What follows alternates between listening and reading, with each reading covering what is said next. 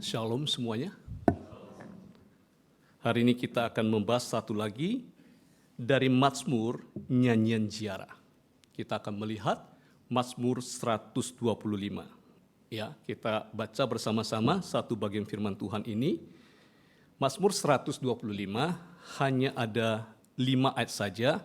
Saya akan bacakan ayat yang ganjil. Bapak Ibu Saudara, ayat yang genap.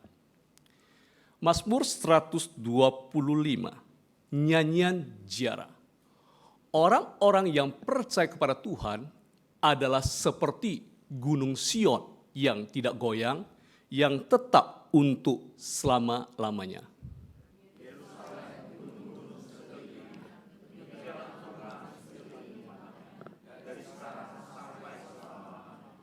Tongkat kerajaan orang fasik tidak akan tinggal tetap di atas tanah yang diundikan kepada orang-orang benar, supaya orang-orang benar tidak mengulurkan tangannya kepada kejahatan.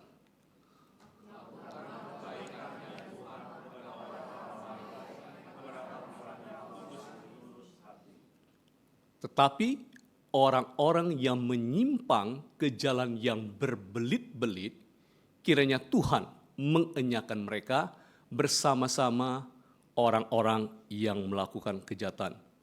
Damai sejahtera atas Israel. Orang-orang yang percaya kepada Tuhan adalah seperti gunung Sion yang tidak goyang, yang tetap untuk selama-lamanya. Mazmur Ziarah ini mengandung pengajaran teologis yang dalam, yaitu pengajaran tentang iman kekristenan yang teguh bagi setiap orang percaya.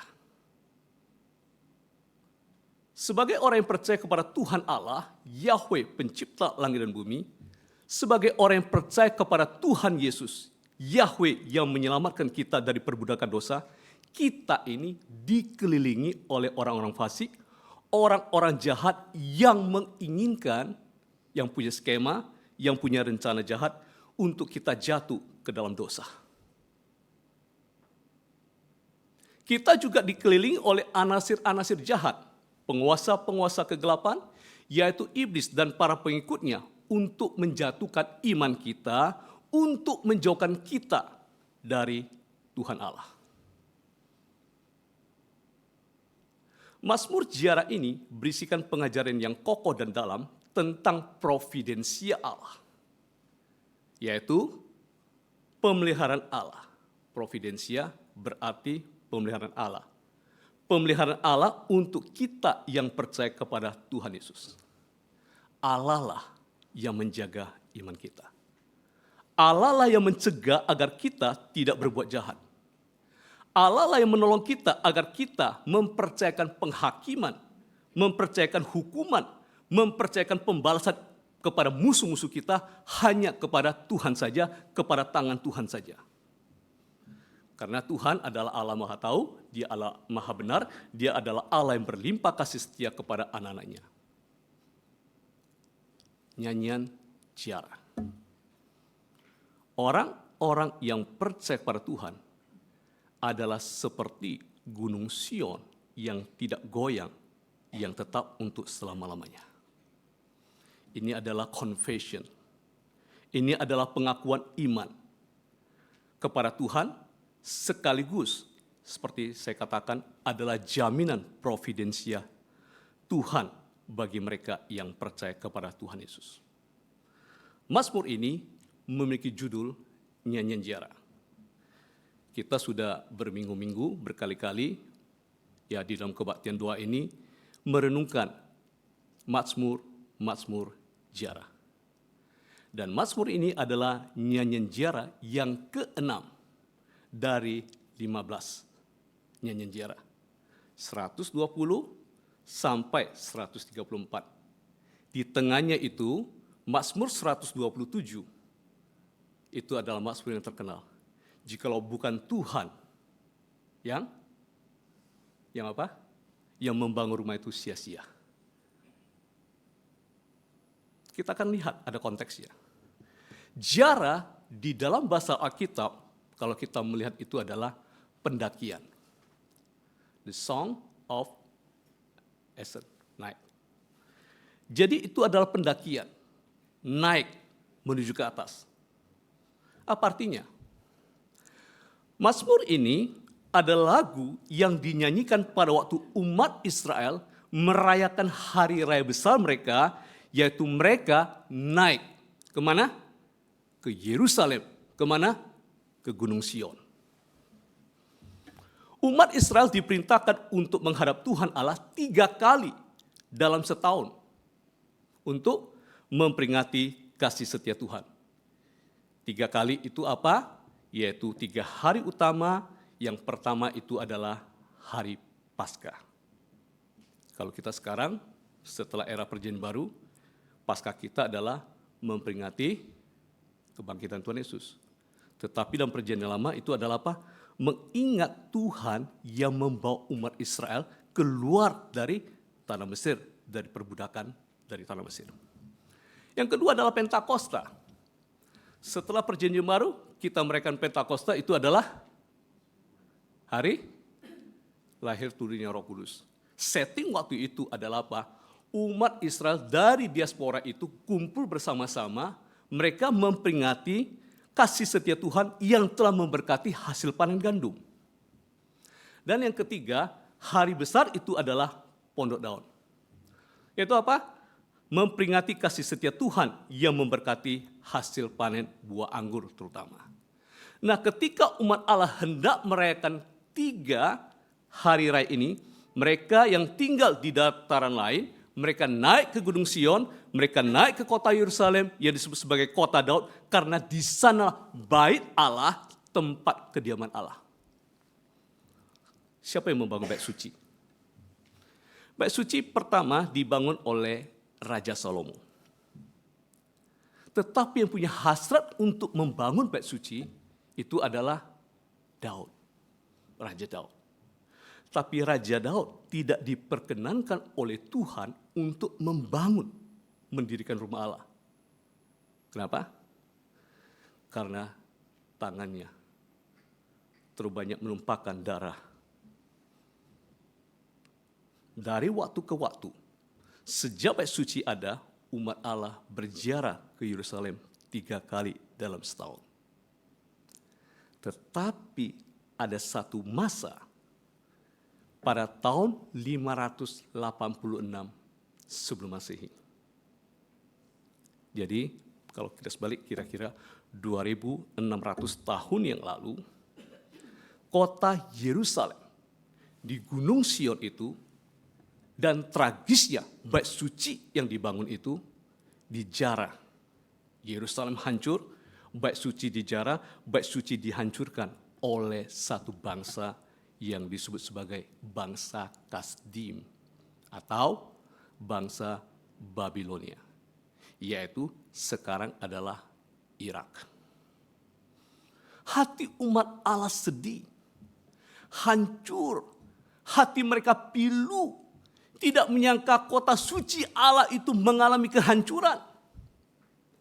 Mereka bertanya, di manakah Allah ketika bangsa Babilonia, bangsa Kasdim, bangsa yang keji, yang lalim itu menghancurkan kota Yerusalem, menghancurkan bait suci, dan juga mengangkut umat Allah. Apakah Tuhan Allah tidak sanggup melindungi Sion?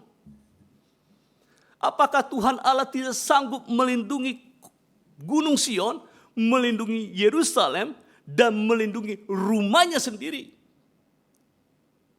yang dijarah, dihancurkan oleh bangsa Babilonia? Pertanyaan refleksi bagi kita. Apakah Tuhan Allah tidak sanggup melindungi kita, anak-anaknya, dari tangan-tangan jahat? Dari skema jahat daripada orang-orang fasik yang ingin menghancurkan iman anak-anaknya. Apakah Tuhan Allah tidak sanggup melindungi kita? Pemazmur mengajak kita harus percaya kepada Tuhan Allah. Karena tidak ada seorang pun dapat merampas jiwa kita, merampas iman kita. Mengapa Tuhan Allah membiarkan kota Yerusalem, bait suci, rumah Allah sendiri, dan umatnya, umat kesayangannya dibuang, diasingkan ke tanah bangsa Babilonia? Why? Mengapa? Kalau Tuhan mau, Tuhan bisa sikat habis bangsa Kasdim, bangsa Babilonia itu ketika mereka mau menghancurkan Yerusalem, mau menghancurkan bait suci itu. Semua ini adalah kedaulatan Tuhan.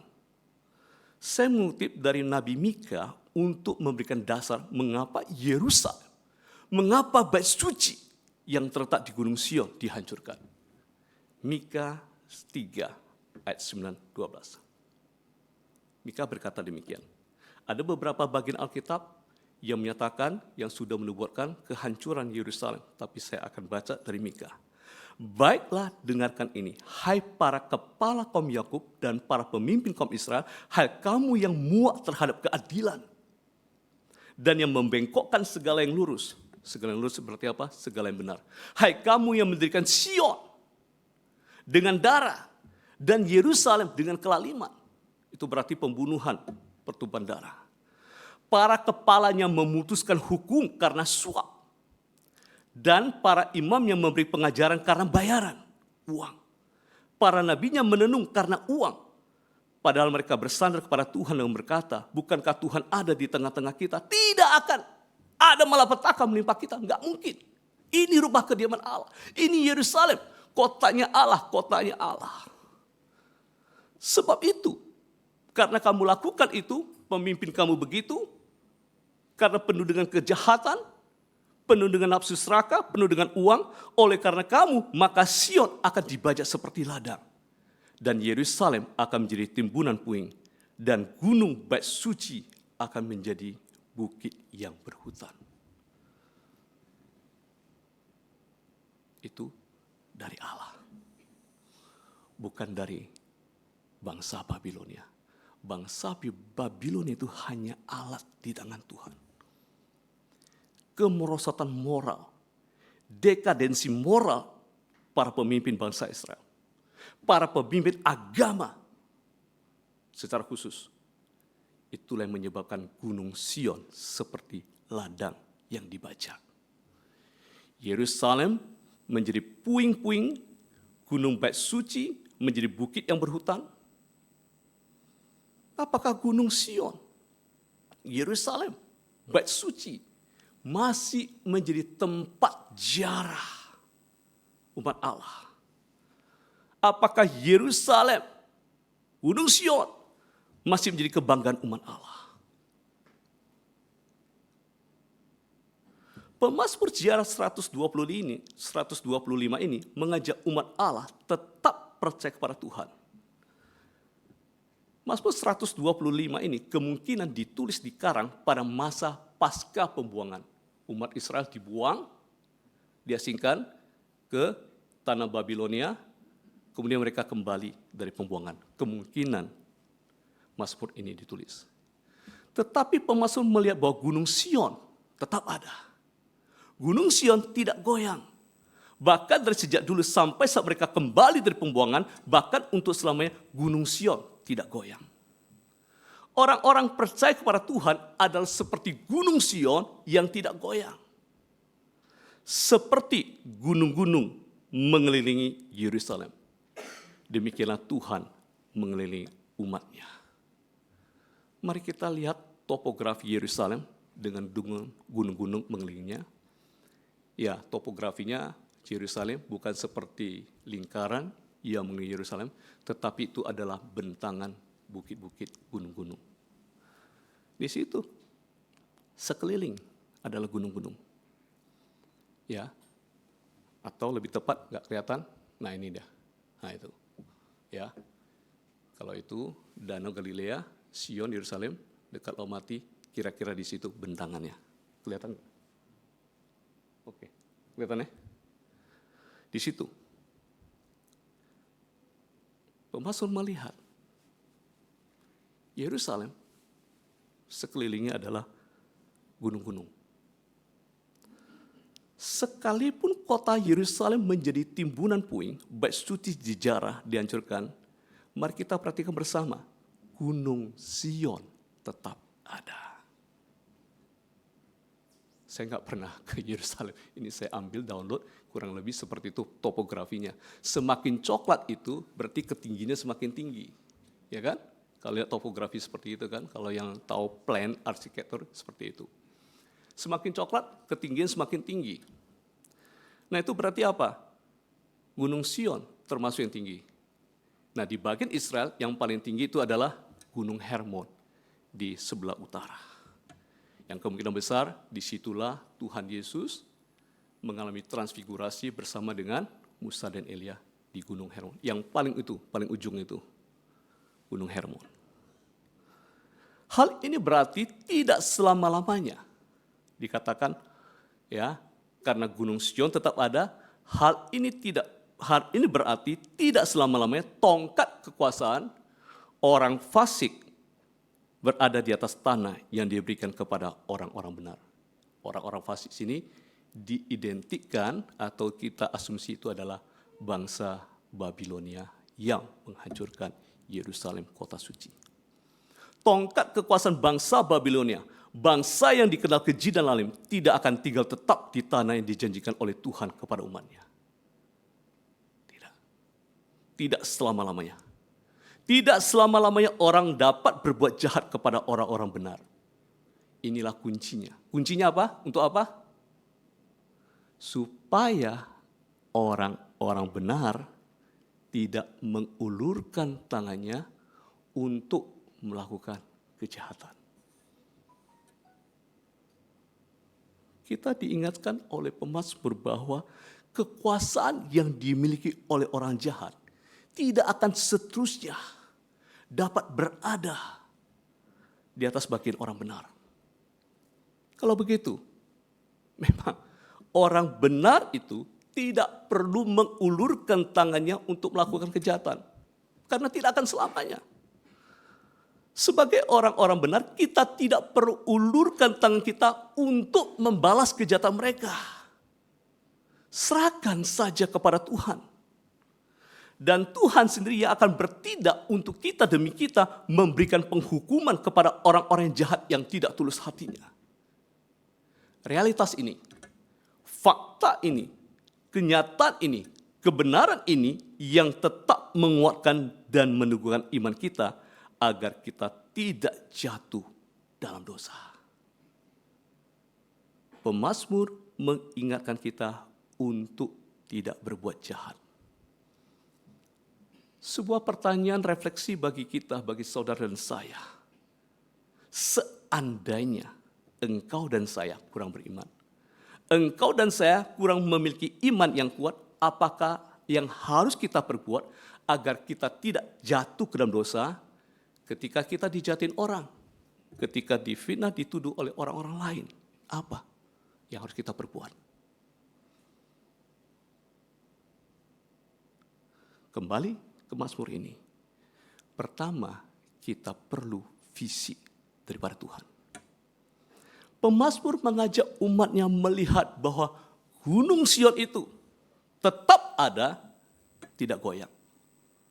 Hal ini menyaksikan kasih setia Tuhan yang tidak pernah berubah, yang selalu mengelilinginya. Pada waktu Tuhan Allah memanggil Musa, Tuhan memberikan kepada Musa suatu visi, suatu penglihatan. Ada yang tahu? Penglihatan apa itu? Yaitu semak belukar yang menyala tetapi tidak membakar semak dan sekelilingnya. Dalam konsep teologi itu disebut sebagai asceti. Keberadaan dia tidak bergantung kepada sekelilingnya. Kalau api menyala, dia bergantung kepada yang lain. Salah satu bergantung kepada bahan, satu lagi kepada oksigen. Tapi ini tidak. Itu menunjukkan apa? Kekudusan Tuhan. Itu menunjukkan apa? Tuhan itu tidak bergantung kepada apa-apa, tidak bergantung pada siapa-siapa. Hal ini menyatakan bahwa Tuhan yang mengutus Musa adalah Tuhan yang keberadaannya tidak bergantung pada apapun, karena Dia adalah Tuhan Maha Kuasa. Tidak perlu siapa-siapa dan apa-apa. Dan inilah yang memberikan kekuatan kepada Musa untuk bergantung pada Tuhan untuk memimpin bangsa Israel. Karena Tuhan Allah adalah Allah yang sanggup melakukan perkara besar tanpa bergantung kepada siapapun dan apapun. Visi. Kisah lain di dalam Alkitab tentang Elisa. Tahu cerita Elisa? Ketika orang-orang Aram hendak melakukan kejahatan, ya, skema jahatnya diketahui oleh Elisa. Bahkan raja kalau ngomong di kamar pun, Elisa bisa tahu. Karena dia adalah seorang pelihat sihir yang bisa mendengar. Atau tanda kutip itu adalah nabi. Jadi setiap rencana jahat itu tahu oleh Elisa, Elisa kasih tahu. Saking bencinya raja ini apa? Raja Aram ini, ayo tangkap Elisa. Maka dikumpullah, diperintahkanlah kereta begitu banyak. Cari Elisa. Tapi ada satu yang takut. Pelayan abdinya, yaitu apa? Bujangnya takut. Pagi-pagi dia keluar, dia lihat apa yang terjadi. Wah, takut sekali dia. Begitu banyak kota itu dipenuhi dengan apa? Kereta, dengan kuda di sekeliling kota itu. Lalu laporlah bujang ini, pelayan daripada Elisa ini kepadanya, celaka tuanku, apa yang akan kita perbuat? Jawab Elisa, jangan takut, sebab lebih banyak yang menyertai kita daripada yang menyertai mereka. Lalu Elisa berdoa, ya Tuhan, bukalah kiranya matanya supaya ia melihat. Maka Tuhan membuka mata bujang itu sehingga ia lihat. Apa yang ditampak? Tampaklah gunung itu penuh dengan kuda dan kereta berapi sekeliling Elisa. Bujang Elisa pun dikuatkan, diteguhkan hatinya. Visi dari Tuhan. Begitu juga halnya dengan Paulus. Paulus, nama awalnya adalah Saulus. Saulus itu diambil nama daripada Raja Saul. Tapi diganti namanya jadi Paul. Mengikuti satu orang gubernur bernama Sergius Paulus. Paulus itu berarti apa? Kecil. Insignificant, tidak penting. Tetapi Paulus atau Saulus diberikan suatu visi, yaitu cahaya yang lebih terang daripada cahaya matahari itu turun dari langit meliputi Saulus dan teman-temannya. Yaitu ketika Saulus dalam perjalanan ke Damsyik untuk menganiaya orang-orang Kristen. Saulus mendengar suara dari langit berkata apa? Saulus, Saulus, mengapa engkau menganiaya aku? Siapa engkau Tuhan? Tanya Saulus. Kata Tuhan, akulah Yesus yang kau aniaya itu. Ada koneksi. Menganiaya anak-anak Tuhan yang percaya pada Tuhan Yesus, itu juga berarti menganiaya Tuhan Yesus. Visi itu menyatakan kepada Paulus bahwa menganiaya orang-orang yang percaya pada Kristus adalah sama dengan menganiaya Tuhan. Itu juga berarti jika engkau membangun orang-orang percaya pada Kristus, engkau juga membangun tubuh Kristus. We are the body of Christ. Jika ada orang yang mereka-rekakan berbuat kepada kita, kita adalah orang yang benar dan tulus hati, kita yang percaya pada Tuhan, maka orang tersebut juga melakukan hal yang jahat kepada Tuhan. Dalam diri kita ada Tuhan Yesus. Visi dari Allah dapat meneguhkan iman kita. Visi dari Allah yang ada dalam firman Allah dapat meneguhkan iman kita. Jemaat terkasih, kita sudah diberikan visi dan realitas yang utama, puncak daripada semuanya itu apa? Tuhan Yesus telah menang atas maut. Musuh yang terakhir, yang semua orang takut, kalau kata Ibrani, kita takut yang namanya kematian. Tapi di belakang semua itu adalah iblis yang membuat kita takut. Itu pun iblis sudah Tuhan taklukkan. Kita punya visi melihat Tuhan Yesus telah menang atas maut. Tuhan Yesus naik ke surga. Dia memerintah dan berkuasa atas segala kekuasaan yang ada di bumi, yang ada di surga, yang kelihatan, yang tidak kelihatan. Dan kata Paulus kepada jemaat di Kolose, dari dia, di dalam dialah, di dalam Kristus Yesus segala sesuatu diciptakan. Singgasana, penguasa-penguasa, yang kelihatan, yang tidak kelihatan, itu diciptakan di dalam Tuhan Yesus. Karena di dalam Kristus Yesuslah segala sesuatu diciptakan. Dan kata Kolose, di dalam Kristus Yesuslah Tuhan memperdamaikan segala sesuatu di dalam dirinya. Yang bumi, di surga, yang kelihatan, yang tidak kelihatan, diperdamaikan. Melalui apa? Darah Tuhan Yesus. Melalui kematian Tuhan Yesus di atas kayu salib. Bagi pemazmur, visi yang dia lihat itu adalah Tuhan mengelilingi umatnya seperti gunung-gunung mengelilingi Yerusalem. Bagi Elisa, kemudian bujangnya, visi yang tampak itu adalah di gunung itu penuh dengan kuda dan kereta berapi mengelilingi Elisa. Seandainya engkau dan saya kurang beriman, kurang memiliki iman yang kuat, apakah yang harus kita perbuat agar kita tidak terjatuh ke dalam dosa? Pertama, visi daripada Tuhan. Penglihatan dari Tuhan. Yang kedua adalah memohon kepada Tuhan. Kita lemah, kita rapuh, kita perlu berdoa. Doa Mazmur ini, lakukanlah kebaikan ya Tuhan. Lakukanlah kebaikan kepada orang-orang baik, kepada orang-orang yang tulus hati. Tetapi orang-orang yang menyimpang, yang kita baca, ke jalan yang berbelit-belit, kiranya Tuhan mengenyahkan mereka bersama-sama orang yang melakukan kejahatan.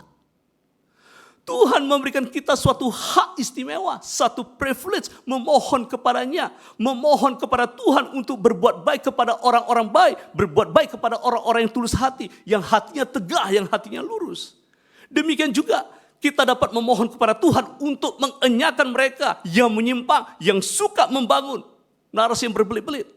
Mohon kepada Tuhan untuk mengenyahkan mereka bersama-sama orang yang melakukan kejahatan. Pertanyaan adalah, apakah doa semacam itu adalah doa yang diizinkan Tuhan, yang diperkenan oleh Tuhan? Doa semacam itu, memohon kepada Tuhan untuk mengenyahkan mereka yang melakukan kejahatan, itu seperti doa mengutuk mereka yang berbuat jahat. Bolehkah kita berdoa seperti demikian? Alkitab, terutama bagi Mazmur, banyak doa kutukan, Mazmur kutukan. Ya Tuhan, kalau bisa copot gigi mereka. Wah, lantang sekali Mazmur. Tetapi dalam kitab Mazmur kita mendapati banyak Mazmur seperti demikian. Why? How? Mengapa itu bisa terjadi? Ada dalam Alkitab. Tujuannya cuma satu. Adalah apa? Kita tidak berbuat kejahatan. Tujuannya apa? Iman kita tidak gugur. Tujuannya itu apa? Kita mempercayakan semua pembalasan itu kepada Tuhan. Seperti penulis surat Ibrani, dia tuliskan dalam pasal 10. Sebab kita mengenal Dia, Tuhan, yang berkata, pembalasan adalah hakku. Akulah yang akan menuntut pembalasan. Dan lagi, Tuhan akan menghakimi umatnya. Penulis surat Ibrani mengatakan, ngeri benar, ngeri sekali kalau kita jatuh ke dalam tangan Allah yang hidup. Pembalasan adalah hak Tuhan. Jemaat yang terkasih, saya tidak tahu apakah yang Anda sedang alami saat ini. Apakah ada sekeliling, mungkin di dalam usaha, pekerjaan kamu, atau sesama, atau siapapun yang sedang ingin menjatuhkan iman. Semua, iman teman-teman, termasuk iman saya.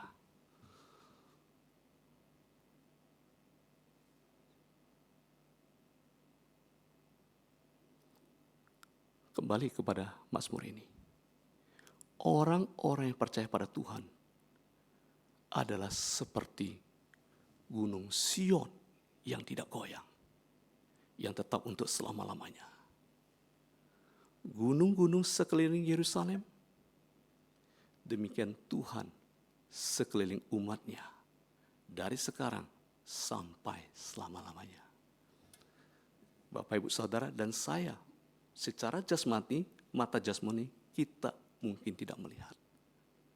Tapi Tuhan sudah berikan visi. Tuhan mengelilingi kita yang percaya, yang tulus hati, yang jujur di hadapannya.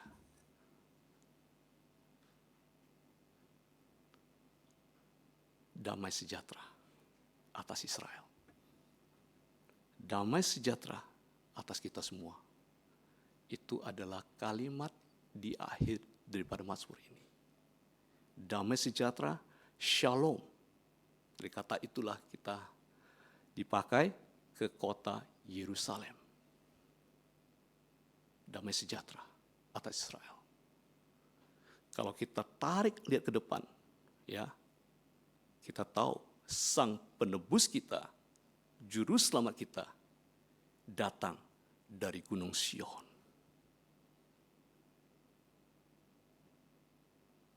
Tuhan Yesus mengendarai seekor keledai muda masuk ke Yerusalem, dielulukan sebagai raja. Gunung Sion tetap ada. Dan penulis Ibrani mengatakan, kita datang ke Gunung Sion, kota Allah yang hidup. Ada malaikat-malaikat di sana. Wow. Jadi, tetap kita beriman kepada Tuhan. Itulah inti Mazmur ini. Tuhan mengelilingi kita. Tuhan memberkati.